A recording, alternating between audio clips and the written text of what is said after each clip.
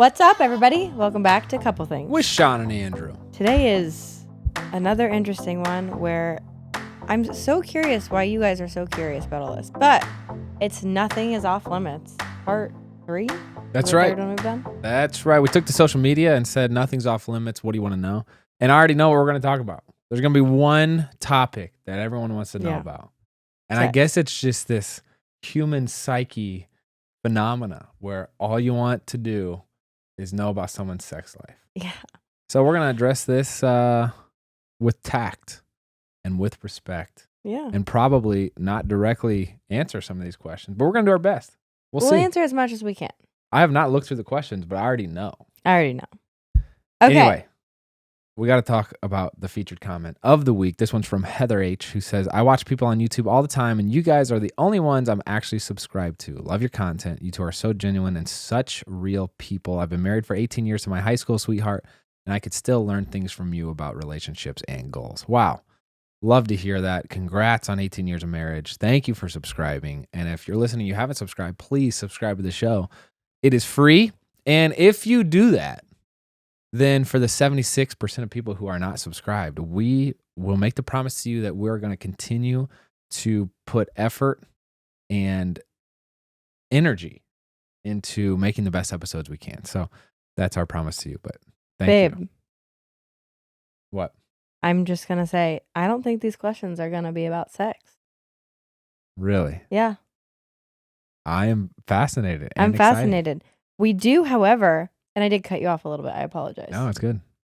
We do, however, have 27 questions below. So let's, in the middle route, do these slightly rapid fire. I love that. This episode is based on a previous episode we did that was one of the best ever called Never TMI. And you guys loved it. We did feel a little awkward, but it was really fun to read through what you all wanted to know about us. Obviously, it's our life. Everything kind of feels obvious about what we're doing. But if you were to say, what's the number one asked question we get when it comes to the Never TMI topic, what do you think it is? How do you keep it spicy? Yeah. Or something along those lines? Or like how often? I feel like that's the most asked question all the time, which everyone's different. But if we didn't get your question, then stay tuned. We might do a part 2. But shall we jump in? We shall. First question. What's the most appreciated way to interact with you guys if I saw you in public? Or should I come up and say hi or no? That's a Shawn question. People coming up to me? No.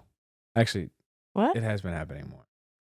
It has been happening a lot. A lot of people recognize Shawn.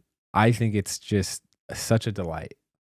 I think it's so fun that we really do have this group of people that, like, you know, we're all a similar style, I think. Yeah. But what do you think? I feel like I'm going to answer this question not in a rapid fire way. Let me give you some nuances here.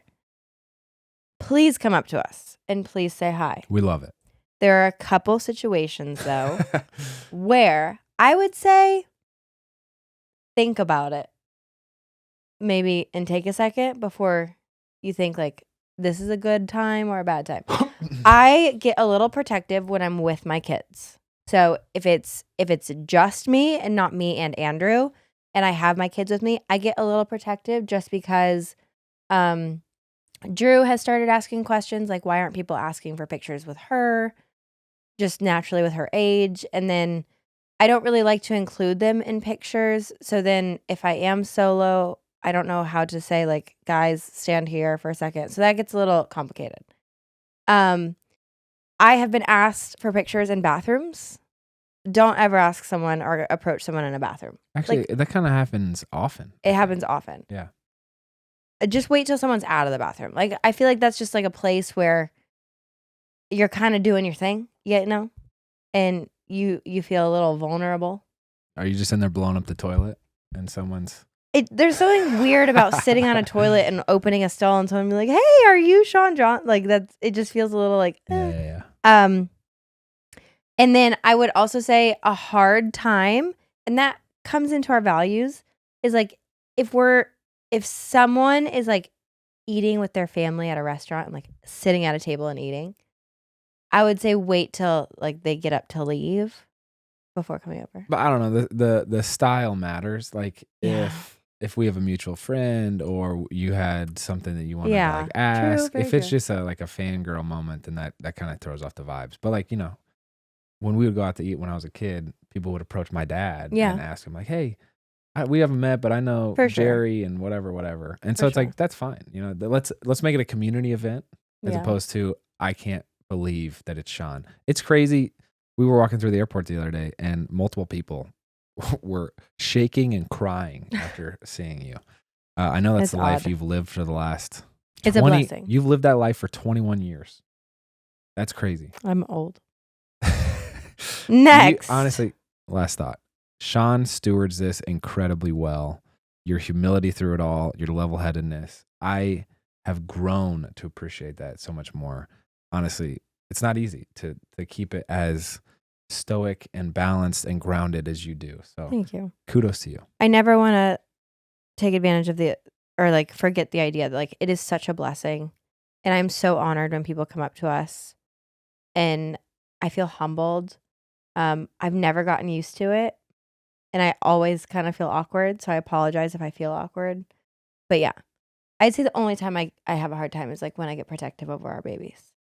I'll say this about fame too, generally. I think it can be a really dangerous thing to play with, and it should be navigated with caution and with wisdom. But there is something really beautiful about a little bit of fame that's not destructive to your everyday habits or routines. In the fact that a little bit of fame greases the social wheels, and it's like you just have more interactions, I think, and there's more possibility to maybe have a positive impact on someone's life rather than like the cold sale or the cold hello of like, yo, this is like we're starting from scratch here. Yeah. It puts you it puts both parties in a little warmer spot, Yeah. Anyway, next. Do you ever get sick of each other? Be honest. Yes. 1, 2. Yes. Never. I'm kidding. Yes. I always love him, but I get sick of you. I think it's good to do things independently sometimes. You get sick of me? I think we each have a lot of shared hobbies. I think we have different intensities with which we pursue those hobbies. And it's nice to be able to pursue my hobbies and the way I want to, when I want to, how, you know what I'm saying? Sometimes. Yeah. Next. Shawn, have you ever gotten lip filler? They look great. And if so, I want the same kind. Yes. I got them before kids. Never after kids. I didn't like it. I'm so anti lip filler. Freaking It felt tell so me weird to something kiss different. you. Here's my whole thing. I don't have it anymore. What do you mean? What do you mean? It just evaporates? Yes. It dissolves. Where? Your body just breaks it down. Into the bathroom when someone's annoying you? I think, Shawn, you were fearfully and wonderfully made. Don't freaking touch it. Okay. You know what? You've gotten more beautiful with age. No, I'm fired up right now. So why are you trying to preserve some younger iteration or false construct when it's like, that's a freaking dime piece right there? Oh my gosh. He doesn't understand the answer. The last time I got lip filler was 6 years ago. You have to get it like at least annually, if not like quarterly. It feels very permanent to me. And it's the principle of it. If you're sitting there looking at the mirror saying, I wish I was different in XYZ way, I think that's not giving how God made you enough appreciation. So Thank you. So, no, I don't have any lip filler now. Let's just say that. All right. Next. Do you think you're beautiful? I think, yes. Do you look at I think yourself? I'm stunning. I think it's important to know that you were made beautifully. I think I feel beautiful when I'm with you. I like that. Okay. I'm glad to hear that. How often do you talk to each other about what you like or dislike in sexy time. There we go. There it is. How often do we talk about this? We're not having sit-down debrief meetings, I'll tell you that much. I would say once every 5 naked times. Yeah, we're like, how's it going? It's like after the fact, it's like a quick little, what'd you think? How you doing? I think that's about right. Yeah. Yeah. Yeah. All right. When did you both become a Christian? Can you share some of your testimony? It's a stark jump. That is. We were both born and raised in like Christian households. I became more and more curious as I traveled the world solo and got to witness a lot of different people's lifestyles and kind of saw lifestyles that I liked more than others and values and traditions, and they all kind of pointed towards Christianity. And then I'd say my largest curiosity sparked meeting Andrew, and I got to like learn more and more and more, and we got baptized. now I'm a diehard. You're really wearing the jersey and everything. We got baptized together. We in did 2017 or 18. Yeah. In Des Moines, Iowa. Mm-hmm. I grew up. My parents were Christian. Very grateful for that. Mm-hmm. And then we did Young Life growing up, which was really great. But I would say, I was like always.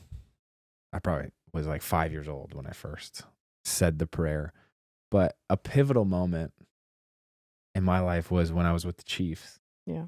And there was new religions. I won't specifically name them, but like newer religions that were prominent amongst the coaching staff. And it really challenged me to like dig in and question why I'm believing what I am believing. And that was kind of like when I really planted the flag, if you will. But I will also answer this question. Like, I feel like I'm becoming a Christian more and more every day.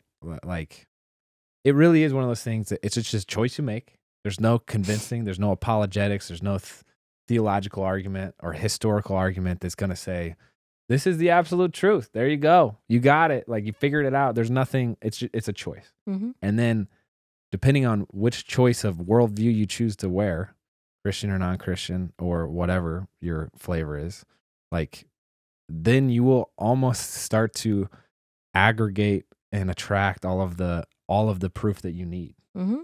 But like,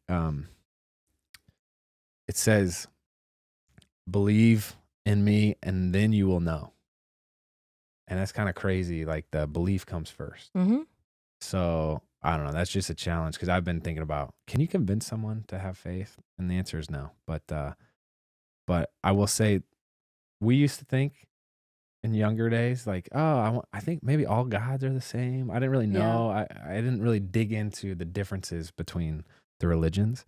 And there is, if you look at the concept of who religion A says God is versus who Christianity says God is, there's nothing like the Christian concept of God. Very different.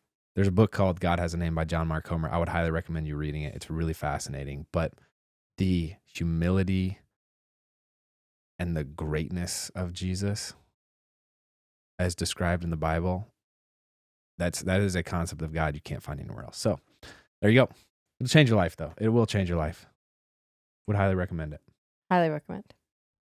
Here's how it'll change your life. Here's how. There's all these embedded beneficial things that humans can do. Like if you think about quiet time or reflection or gratitude, just psychologically. Yeah. Those things are beneficial. You layer onto that this type of humility or this belief in like a whimsical, miraculous possibility. You layer onto this hope. Like, do you have hope? I don't know. That's fascinating. Do you have hope in something? I think that can change your world. And we talked about this, like EMDR, there's like this psychological thing. It's a treatment that helps deal with trauma. There's like, that's kind of baked in. These repositioning and reframings of what happens is baked into Christianity. Those are just the fruits of it. But you actually get to the heart of why you should honor God, then you're onto something. Next question. I like when you get passionate and go off. Next question says, will you tell your kids about your success or let them figure it out on their own? Do they already know? No. We're never going to sit them down and be like, listen, this is what we did. You know, this is who we were back in the day. But very naturally, our kids have asked us questions over the years already of like, Mommy, what is that leotard hanging in a frame? Or like, Daddy, what is the jersey for? How did you just do that backflip? Why did someone ask for your picture? Like it slowly like unveils itself. But my goal in life is to prop them up, not prop myself up. You've done a great job at that with teaching Drew about the treasures God has given us. And I think ultimately Shawn and I don't want to talk about the results that we have wound up with by a certain type of prepared luck, I'll call it. But we're trying to teach them about what led to that, or, you know, because the end point of a path might be different for whoever. But that the way to get to that path and walk down that in a way with integrity, I think is the same. So it's like, hey, you were made for a reason with certain skills and weaknesses. And then are you stewarding them well? Are you practicing? Are you learning? Are you getting mentorship? Are you engaging with this? Are you disciplined with it? Like, you know, Shawn doing all of those things I just said resulted in her doing gymnastics and resulted in a gymnastics gold medal. That might end up with Drew doing gymnastics, yes, but it might the destination of that path might be different.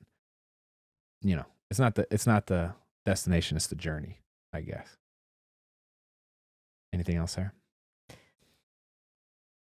Yeah, I feel like we could do an entire podcast on that. But Drew, especially, is in this phase of like, whatever she does, she's like, did you do that when you were a kid? Or would you wear this? Or would you, whatever. It's all comparative.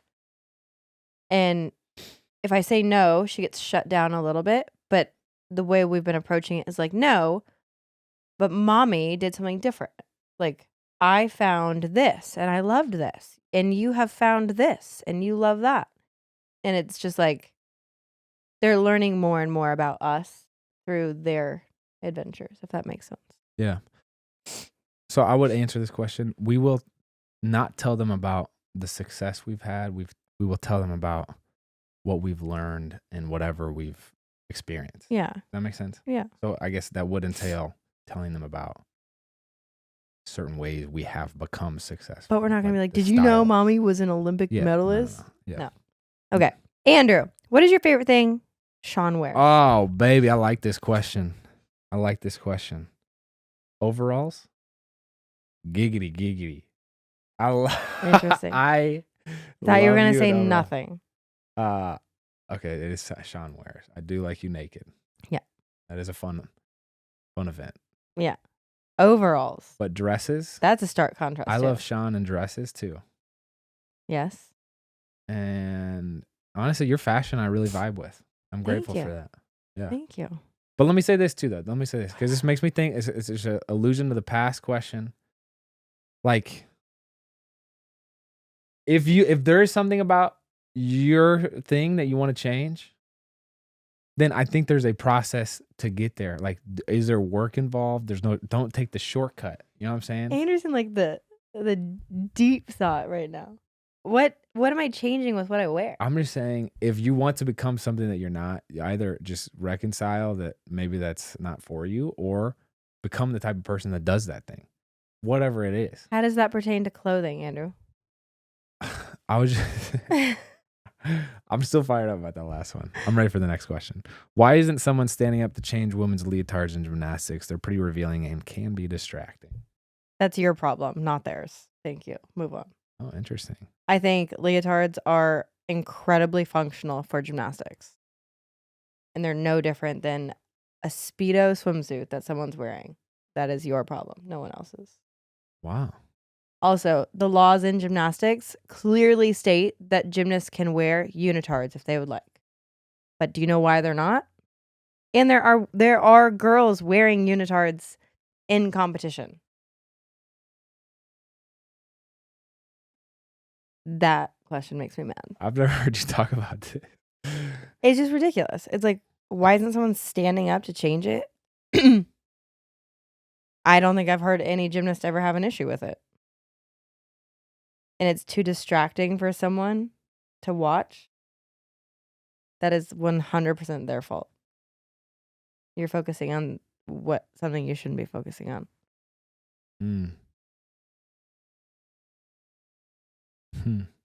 How about diving? They're wearing a lot less than us. Is that too distracting for you to watch? But do you think there's something to the fact that there is a possibility of it being distracting that like should be addressed? I don't. Because I think within sport, if you lay out every sport under the sun, for the most part, we live in a day and time where uniforms have been optimized for their sport. My leotards were so custom made and so like tailored to my body. I knew when I went out and performed, I would never even think about my leotard because it was a second skin to me. It optimized my performance. I didn't have to worry about things getting caught or dragging or ripping or moving or nothing. Like it was truly made for me. Now, are there potentially leotards that have been worn in the past that have maybe revealed too much? Sure. But I bet that was on accident. And my issue with it as a woman in a sport who wears a leotard, similar to diving, swimming, there's a bunch of them, is like, appreciate the sport, don't sexualize the competitor because of what goes into it. Does that make sense? Yeah. I think I need to think about this a little more. I'm just trying to think like school dress codes. What's the heart behind that? Or is there any overlap with like why? I know, but then you're like triathletes. So runners, divers, synchronized swimmers, water polo, Michael Phelps, Missy Franklin. If you're talking about a universal dress code for the world, that is completely unrealistic. No. I'm trying to like, why do people have dress? What's the point of a dress code? But anyway, you're saying a gymnast wearing a leotard is like wearing a football player wearing a helmet and shoulder pads. 1,000%. Purely functional. I cannot go do gymnastics in a t-shirt and shorts. Yeah. Or long leggings. And some people do though. Some people choose to. Yeah. The sport allows that. But I think what I'm trying to say is like, there is a reason 99.9% of the gymnasts competing are actively choosing a leotard over a unitard. Yeah. And my issue with the comment and the question is they are pretty revealing and can be distracting to a viewer. And what I'm saying is that is a them problem and not an us problem. Interesting. If my bare legs are distracting you from my performance, that is 1,000% on you, and that is not my fault. If you can't watch Michael Phelps swim and appreciate his God-given speed because he's wearing a Speedo that distracts you, that is a you problem. Okay. All right. Does that make sense? Yeah. I guess it sounds like they're equating dress code to more of like a, hey, this is what should be expected if you're just like on the street kind of thing. And you're saying, no, this is a whole different game because this is for the function of sport to make my gymnastics moves the best possible. But they're like, if you want to blanket that and say you shouldn't wear a leotard on the street, no. that's getting out of context of the question. The question is, why isn't someone standing up to change women's leotards in gymnastics? Yeah. Pisses me off. Okay, next question. Okay, real talk. Did you mess up Mother's Day? All right. Look, we've all done it. Maybe you didn't know what to buy, so you Googled last day Mother's Day gift for my wife and bought the first thing that you saw. Not saying I've ever done that, of course. No, you've never. Yeah, not ideal. Moms want to feel special, and if you did mess it up, you can still redeem yourself with Fracture. That's right. Fracture prints your favorite photos directly on glass, turning memories into stunning, frameless art that actually looks amazing on your wall. Let me show you this. Look at that. That is quality right there. Look at the color. Truly. If your gift flopped, this is your shot at redemption. Pick a beautiful photo of mom, one where she's not holding the camera for once, and turn it into a Fracture print. It's vibrant, it's unique, and it says, hey, I really do appreciate you, and I'm sorry about the bath salts. Fracture is offering 25% off your first order right now. Just go to fractureme.com and use code COUPLE25 at checkout. That's fractureme.com. Go ahead, redeem yourself and fracture it. Have you ever considered plastic surgery? And if so, where? I'll answer for me. No. Go ahead. If I'm being honest, I have rabbit holed and black holed myself in phases of life of insecurity. So, yes. But I have never chosen to do it. My biggest source of insecurity for many, many, many years was I had very, very large breasts. And I could never hide them enough. I did not want boobs to show. I didn't want no boobs, but I had very large boobs. And I looked into reductions many, many times. It was just not my thing. And then I had kids and they went away. So God took them away. Next, if any of your kids came to you with a teen pregnancy, how would you handle it? Whoa.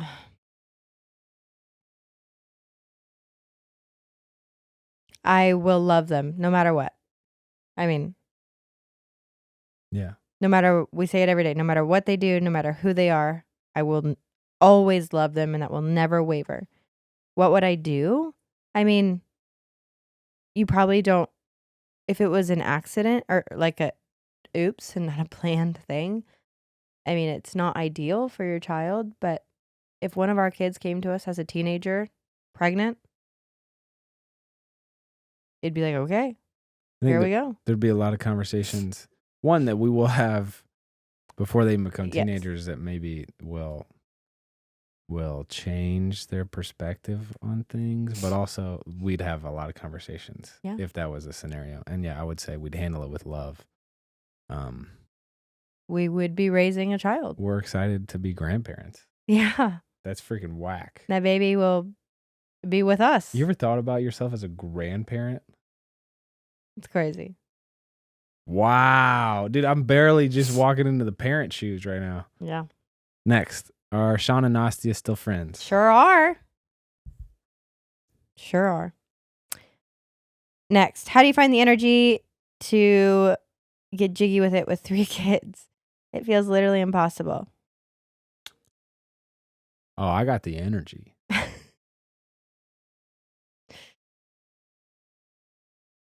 Yeah. I don't know how to answer that question. We prioritize each other. Yeah. And also there's phases.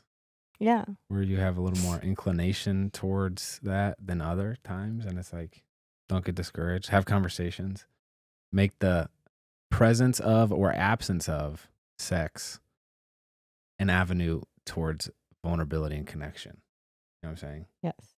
So don't have it be like this awkward elephant in the room that you're not addressing. Say, hey, I'm overwhelmed and I have no energy. And then it's like, wow, now we're off to the races, man. This is good. Yeah. We talk all the time. Intimacy is more of like the physical side of things. I feel like an indicator and like a compass maybe than it is the end all be all for Shawn and I. You know what I'm saying? Yeah. But Next question. How do you guys handle talking about ghosts and spirit as a Christian with your kids? God's got you. Yeah, the kids are in a monster phase, kind of. Mhm. Also, there's a couple of toys that had glow-in-the-dark eyes. It makes me so mad. What are we doing? So Jet the other night was hysterically crying. And I kept going back to his room and I was like, baby, what's going on? Like, the eyes are glowing. And I was like, one, trying not to get freaked out as an adult. Be like, it's nothing. It's a reflection, whatever.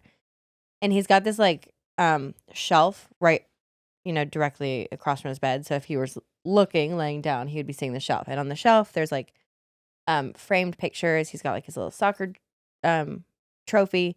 And I kept thinking there was something reflecting. Like, he was seeing something reflecting. And I was like, baby, there's nothing in your room. And we always say, like, Drew went through this phase of nightmares. She kept thinking lava was going to come get her. Thank you, Moana, the lava, when the mountain turns into the lava woman, that terrified her. But we always go through this like same thing where we say some sort of prayer, like, God, fill my dreams tonight with whatever they talk about. Motocross bicycles is Jet, or butterflies and rainbows is Drew. But then I also say, like, God has built an armor around your room. No monsters, whatever season of life they're in. If it's Halloween, it's usually like skeletons or ghosts or something that the world is kind of planted in their brain. But the eyes, I was like, baby, God's got you. There's an armor around your room. It's totally fine. I took the trophy down. I took the pictures down. And then like 10 minutes later, it would start happening again. I was like, what is happening? And so finally, I went in there and I was like, baby, we turned off all the lights. I shut the door. I like sat with him for a second and I start noticing it. A freaking kid's stuffed animal has glow in the dark eyeballs. Whoever created that should be fired. That's crazy. We threw it away. But we don't talk about ghosts and spirits a lot in our household. We don't really discuss the unseen realm like that as much in that sense. But I do think of the VeggieTale song, God is bigger than the boogeyman. He's bigger than Godzilla. And that's kind of the approach we take. We prop God up for them. Yeah. As being like the world's greatest monster killer. I like that take. Yeah. Would you ever sell pics of your feet for money? I don't know. Things got rough. No. I was curious. I've never asked you that question. No. People do love Shawn's feet. I remember multiple social media accounts. It's disgusting. About Shawn's feet. See, this is a them problem. Same thing. Cover your feet up. Jeez. What made you decide to show your kids' faces on social media? I feel like a lot of people are hiding their kids' faces all of a sudden.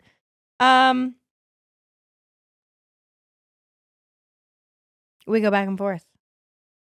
We're not trying to expose our children. We're showing our life. It's not about our children. It's about us. I do think social media is not going away. Yeah.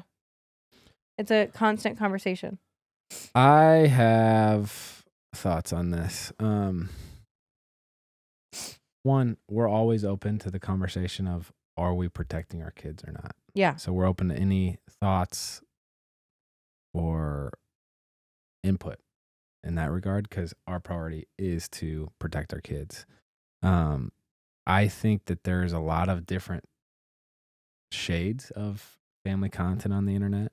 Some are like scripted reality, some are shareable home videos like us. And we have seen and experienced the joy of the community that we built on social media. It has its downsides. So does any good thing. You know what I'm saying? But there has been a community built. And so our corner of the internet that we live in is nice and cozy and friendly, and people are great. And so I hope it stays that way. We actively protect that and actively build that. I also think that, like, we have filmed the phase of life that we're in, no matter what that is. I've told this story, but my dad has videos of him as a 1-year-old celebrating Christmas because my grandpa was obsessed with filming. My dad was obsessed with filming. I'm obsessed with filming. We have archives, all of this stuff. So we're just kind of continuing that iteration and I guess doing it in a more public way. But it's cool that we get to do this. And the phase of life that we're in is parenting. Like that's what we think about. That's what we spend our time doing. That's what we love. And that's what we have filmed for the last 9 years of doing social media. And that's what we're filming now. So that's part of it. But I think the question is really hard because I don't think there's a right answer. I don't think there's a wrong answer. I constantly get caught up on this question with myself. We ask a lot of friends. We have friends who work in, the police department, and we have friends in the FBI, and like, I want to answer it in the sense of like, we never know if we're doing the best thing we can, but we are always trying to do the best. Yeah. If that makes sense. And that does not come blindly to us. That comes like with a lot of thought and a lot of mentors around us trying to help us navigate this crazy life we've been given in the best way possible for everyone. Yeah. Yeah. And it's allowed us to spend more time with our kids. Yeah. And spend more time as a family, which we're super grateful for. And that's important to us. I also think understanding our specific story is important. I think, Shawn turned professional at age 12 in gymnastics and had global news outlets shaping narratives for her at a very young age. And so not all of those are positive. And Shawn didn't have control over, what they were sharing. There's a couple of like super harmful, mean things, you know what I'm saying? Yeah. But Shawn's story of being an Olympic medalist and doing all the cool things you have, inevitably to some degree will create this interest in the kids. Yeah. And so if anyone's going to shape that narrative, it'll be us because we want to protect them. So it's out of this protection, but you are a celebrity, Shawn. So it's like, okay, what do we do with that? I have more thoughts, but it seems like you're ready to move on. We have also consulted professionals and gotten wisdom to navigate this well. And I think a very honest answer is we don't know either. Nobody knows what social media is going to become. Nobody knows how long it will be around. Like definitively. Yeah. We don't know the repercussions. We don't know. Yeah. Okay.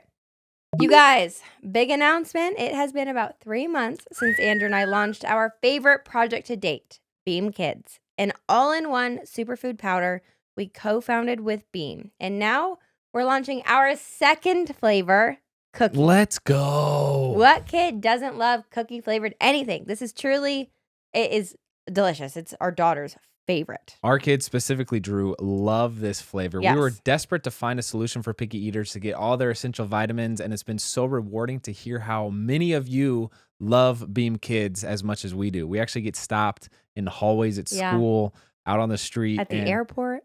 We've heard multiple stories of parents whose kids were in feeding therapy for multiple years, and then they tried Beam, and it's been so helpful. So it really is a perfect combination of health for kids and less stress for parents. We originally launched a chocolate flavor, and it was such a hit. It tastes just like delicious chocolate milk, and you guys were loving it, so we thought, why not drop another flavor kids would love? We are so excited about the cookie flavor. Our kids perfected the flavor. They were the ones in the lab with us, and we're the ultimate taste testers for this particular flavor. Honestly, it's been a really fun project to do together and with the kids and to hear your feedback. But anyway, if you're new here, Beam Kids is 1 scoop a day of 40 plus essential nutrients plus probiotics and prebiotics, all in a flavor that your kids actually want. And the ingredients are super clean. Yes. That was obviously a non-negotiable for us. And here's the exciting part. You're getting early access starting tomorrow before the official launch of the cookie flavor. This is a limited test release, and your feedback matters. If enough of you love it, we just might make it permanent. I can't wait for y'all to try it. And as a loyal listener to our podcast, be one of the first to try Beam Kids' newest cookie flavor before it's officially released. Head to shopbeam.com/couplethings and use code couplethings for 40% off plus 2 free gifts. What's your favorite physical feature on each other? Your face. Your smile. Your feet. No, okay. Oh my okay. God. Thank you. I do love your smile. I also think it's super. Your genetic makeup is fascinating to me. Like Shawn's. Let me see your forearm. This is different. Your forearm, and this your whole muscular skeletal system is just like so muscular. I've never seen it like it. It's just fascinating. So it's like a fun thing to just be around all day. Your eyeballs. Look, like I got like this flabby skin. Shawn's is like, so do I. you touch the skin and you touch muscle. No, it's not the same. But And so my muscles are your favorite. yeah. No, your smile and then your muscles. All right. What's the best advice you would give each other? You would each give to your past lowest self? Oh, interesting. What's the best advice you would each give to your past lowest self?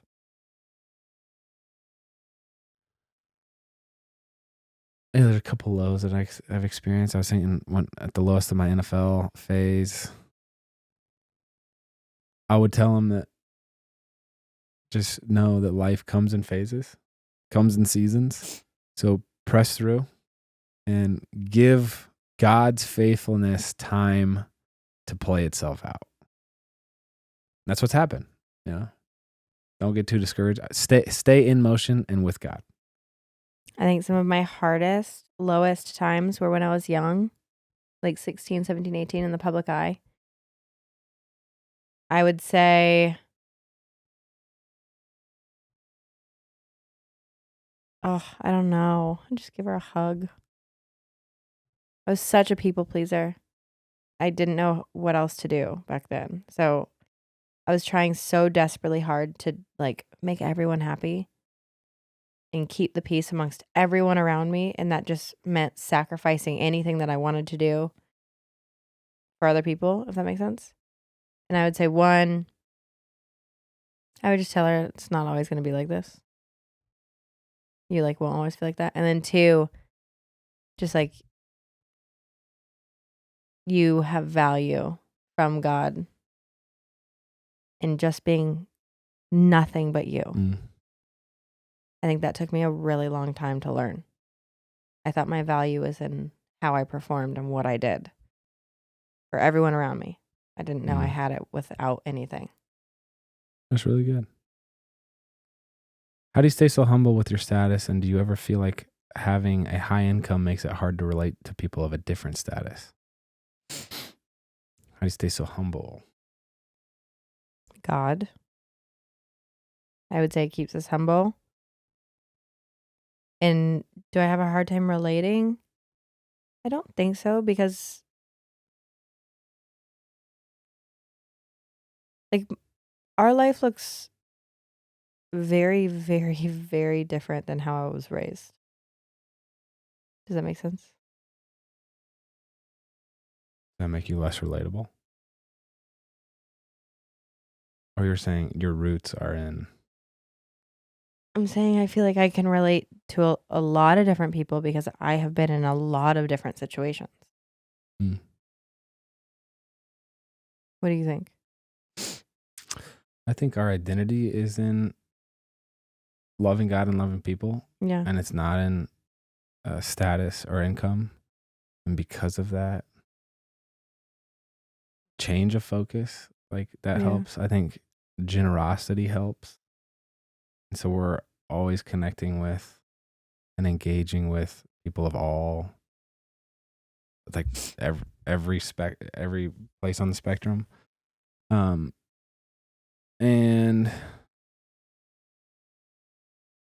yeah, those are my thoughts. How do you stay humble? I like Shawn's answer, God. Also, Shawn keeps me humble. Thank goodness. Shawn will always outshine me in any way.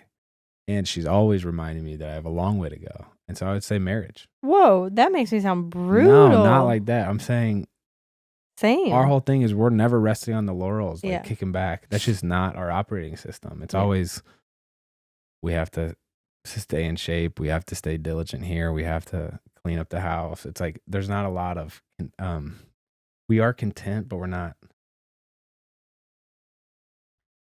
just. We also say to keep ourselves humble. to make sure our priorities are in the right place. We ask ourselves weekly, if we lost absolutely everything today, would we be okay?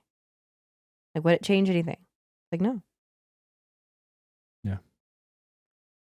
We also have a team around us who helps us make good decisions. And so inevitably, it's not like our decisions that are leading to our success. Yeah. So it's like, there's this acknowledgement that we have very little to do with any of this on many different levels. Anyway, next, would you and Andrew ever get publicly involved in politics? No. Would you? No, this goes back to the last thing. We prioritize loving God, loving people. Yeah. And I feel like just that's a topic where it creates more divisiveness than it does connection. Involved in the sense of serving publicly, like that definition of politics. Yes. I'm not saying I would be a politician. I'm saying community involvement, like that vanilla interpretation. I'm not saying. You don't want to be president? No.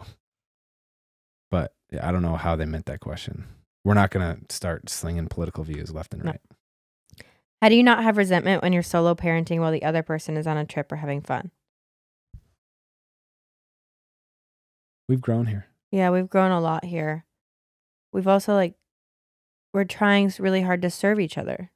And we're both agreeing with the trips that we're going on, and we're both actively doing it for one another. Yeah. Next, where do you see your family in 10 years? Together. Yes. In Nashville, probably. Yeah. 10 years, Drew will be 15. That's crazy. Jet will be 13 and Bear will be 11. Yeah. I don't know. I don't need to know, but we'll be together. Yeah. What would you say you struggle with more if you had to pick one? Jealousy, greed, or insecurity? Insecurity. Jealousy. And I've tried to be open with Shawn about that in certain ways where it's like, man, why do I feel this way? It's my life, I'm so pleased and grateful with. Mm-hmm. But it's just like this thing, freaking can't get it out of your brain. And I try to be really open about insecurities when I'm having a hard time or when I'm dipping somewhere. And Andrew helps keep me on track. Why did you want to buy CrossFit? And are you going to? We wanted to be involved in this group because CrossFit is really a community and that is really powerful. So just to clarify, it's not like Shawn and Andrew playing CrossFit, but we would see it as an opportunity for everyone in the CrossFit community. Yeah. To have a piece of the pie. Yeah. Yeah. Would you say you keep your word or are flaky with plans? We've gotten better at this. I think we're good. Yeah. Both. We prioritize our family and our kids. So at the end of the day, if we've made plans and it ends up conflicting with our family or our kids aren't in a good place or whatever, then we're flaky. Yeah. And that, that's tough. That's stressful for both her and I. But we have kept each other in check with this. And if it's on the schedule, we're going to be there unless something extraneous comes up. Yeah. But we've tried to put less things on the schedule. So we used to be saying yes to a lot of things and be flaky with a lot of that. That was so much a source of our frustration. Now we've said yes to fewer things. And so we're less flaky. Yeah. But we have our moments. Did Andrew get to pick his jersey number in college or the NFL? If so, why did he pick that one? I did in college. I picked 34. Why? Psalm 34, actually. Oh. Yeah. In high school, I was 25. And then in college, I chose 24. Do you want to read the verse? There's a couple parts that I like. So let's see. I will extol the Lord at all times. His praise will always be on my lips. I will glory in the Lord. Let the afflicted hear and rejoice. Glorify the Lord with me. Let us exalt his name together. There's a couple cool verses. Would highly recommend reading it. But in the NFL, I did not get to choose my number. I was 48. I was 51, 55. bunch of random numbers Yeah. depending on the team. But there you have it. Never TMI. Wait, Nothing's off limits. We did just choose Jets jersey number. 7. It looks good. It looks really good. A holy number. Yeah. And your lucky number is 19. 19. All right. Thanks for listening. Let us know if you have any other Never TMI questions or nothing off limit questions. And we'll try to get to them. Maybe we'll do part 2. But thanks for listening. If you made it this far, please subscribe to the show and give it a rating. I'm Andrew. I'm Shawn. See you next time.